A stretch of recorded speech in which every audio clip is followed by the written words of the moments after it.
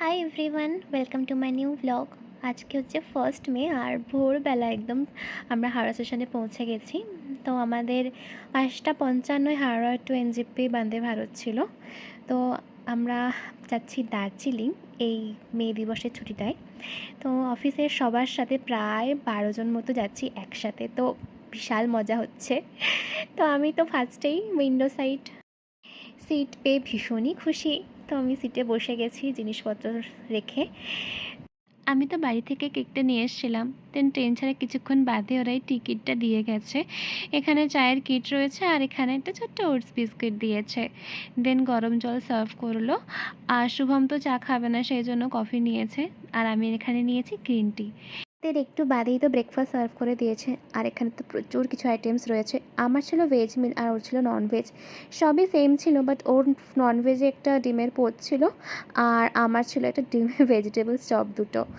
আর then after breakfast ওরা একটা মশলা ফ্লেভারের টিও দিয়েছিল, যেটা আমি খাইনি। আমি তো জাস্ট উইন্ডোর সাইডে বসে বাইরের ভিউটা এনজয় করছিলাম। ভীষণই সুন্দর লাগছিল। দেন এখন প্রায় 10:30 বাজে আর আমাদের ট্রেন এসে দাঁড়ালো মালদা স্টেশনে। এখানে ট্রেন কিছুক্ষণ দাঁড়াবে আর আমি তো এখানে একটু ফটো ভিডিওস করে নিলাম।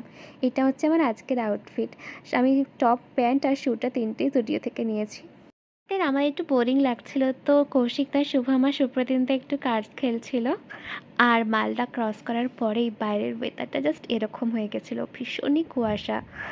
দেন এখন বাজে 1টা। দের লাঞ্চও সার্ভ করে দিয়েছে। আমার ছিল ভেজ মিল, তো সেখানে ডাল ভাত পনির আর রুটি ছিল। আর ওর ছিল ননভেজ, বাস ওর পনিরের জায়গায় চিকেন ছিল, বাকি সব সেম ছিল। দেন আফটার লাঞ্চ ওরা একটা আইসক্রিম দিয়েছিল, দেন পাঁচ দিয়েছিল।